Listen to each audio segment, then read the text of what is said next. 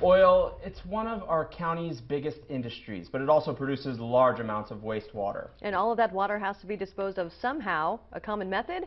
Dumping it into unlined pits. Eyewitness News reporter Matt Boone joins us now with a look at this practice and how regulators are reacting to it. Matt? Rochelle, the Central Valley Water Board just finished a survey of more than 1,000 wastewater ponds and are in the process of issuing enforcement orders if they apply. But one of those facilities was given priority due to its proximity to fresh groundwater. And despite finding pollution, the board gave the facility nearly 3 more years to continue operating, a decision environmentalists say is concerning. Looking over his almond orchard in Shafter, farmer Tom France says he feels a deep emotional attachment to the land around him. This is not a bad place to live when you consider the mountains nearby and the ocean. We are in California. He's just one example of how Kern County's fertile soil and abundant sunshine have allowed for both plants and people to grow their roots here. This is my home for 65 years. I watched both my grandfathers farm on either side of me in Kern County. You know, I have a right to call this my home, that's for sure. But under that soil lies Kern County's other bountiful resource, oil. The source of a multi-billion-dollar industry that brings jobs and much-needed tax revenue to the county. But for every 1 gallon of oil produced, the industry produces about 15 gallons of wastewater, a byproduct which typically contains high levels of salt, boron, chloride, and other hazardous substances. If it's not all dealt with properly, Tom says, it could have major environmental impacts. It's an obvious way to start contaminating groundwater. That wastewater is exactly what lies in these small ponds, known as the Racetrack Hill facility. Scattered along the hilltops at the base of the Tehachapi Mountains, it's less than a mile away from the Rio Bravo community. They're not visible from the road, but were captured in these shots by a documentary film crew. But what can be seen from the road is the stark difference in the vegetation. On one side, thin brown grass, and on the other, green oasis. And that's produced water. Rosana Esparza is with the Clean Water Action Group, a nonprofit environmental organization. This is craziness. Below the ponds, she points out what's keeping the hillsides green, a network of sprinklers.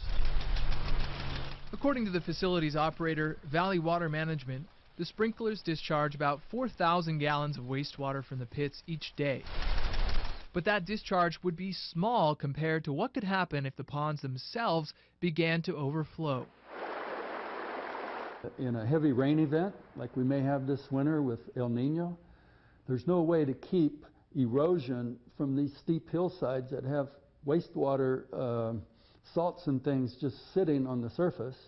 There's no way to keep that from washing down a gully into the creek and into the river.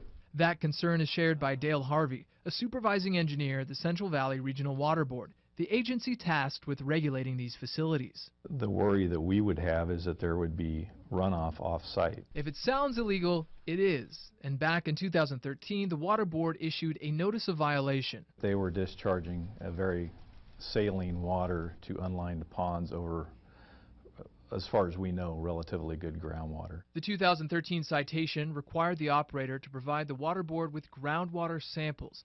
What the board found warranted a cease and desist order. And we'll proceed with the prosecution testimony. Harvey and his staff presented their case to the Water Board during a public hearing this July, 2 weeks before the cease and desist order was scheduled to go into effect. Their determination: the groundwater was polluted. And it needs to be contained. But Tracy Leach, a spokesperson for Valley Water, says that's only half the story. There's historic oil operations in that field, and there is no conclusive evidence about what the cause of that is.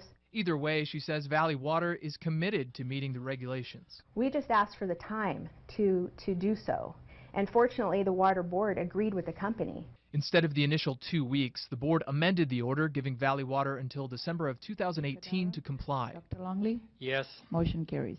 The decision came as a surprise to Cesar Campos, who helps run the Kern Environmental Enforcement Network. I can't believe what happened. His organization filed an appeal to the board's decision, which is currently under review. When you find the violation, the first thing that you do is stop the operations and then figure out a way to mitigate everything that happened during that violation. That's the whole point.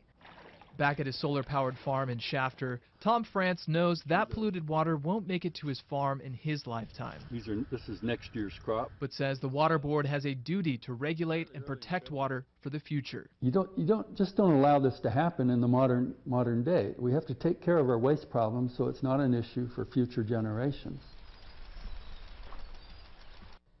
Valley Water says they are aware of the impending El Nino and have an engineering team working to make sure no water is discharged off-site. They're also currently looking at ways to treat that wastewater so that it may be used for beneficial uses. In studio, Matt Boone, Eyewitness News.